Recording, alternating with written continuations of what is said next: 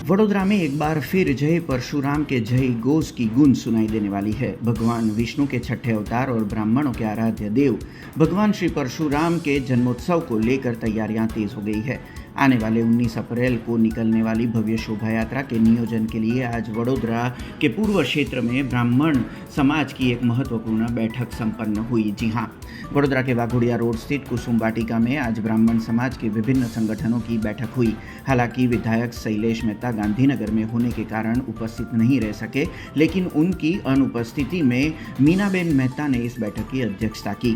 बैठक में वर्ल्ड ब्राह्मण फेडरेशन, ब्रह्म शक्ति जागृति मंच और गौ सेवा संगठन समेत शहर और जिले के तमाम ब्राह्मण पदाधिकारी बड़ी संख्या में मौजूद रहे। इस साल की शोभा यात्रा बेहद खास होने वाली है।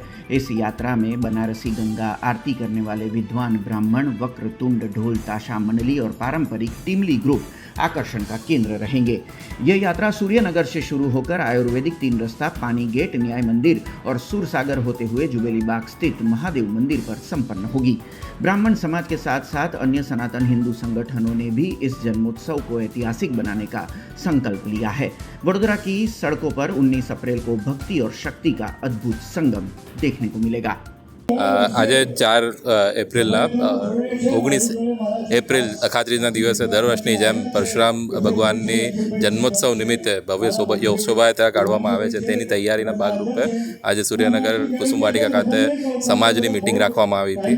આ સમાજની મિટિંગમાં આપ જોઈ શકો છો તેમ ઘણા બધા આગેવાનો વડોદરામાં જે 16 એકમો આવેલા છે બ્રહ્મ સમાજના તે અને જિલ્લાના ઘણા બધા એકમો જે નવા રચાયેલા છે તેના પ્રમુખ, મહામંત્રી અને આગેવાનો બધા ઉપસ્થિત રહ્યા છે અને સાથે સાથે બ્રાહ્મણ કોર્પોરેટરો અને સનાતની હિન્દુ સમાજના અન્ય આગેવાનો અને સંસ્થાઓ જે આ શોભાયાત્રામાં દર વખતે જોડાય છે અને નવી સંસ્થાઓ જે જોડાવા જઈ રહી છે તે બધાના આગેવાનો આજે આવ્યા છે અને શોભાયાત્રા ભવ્યથી ભવ્ય રહે દર વખત કરતાં પણ આ વખતે વધારે યુવાનો જોડાય, બીજી સંસ્થાઓ જોડાય તે રીતે પ્લાન કરવામાં આવી રહી છે। આપણા વડોદરાને આ શોભાયાત્રા વધુ શોભાવે તેવી રીતે પ્લાન કરવામાં આવી રહી છે।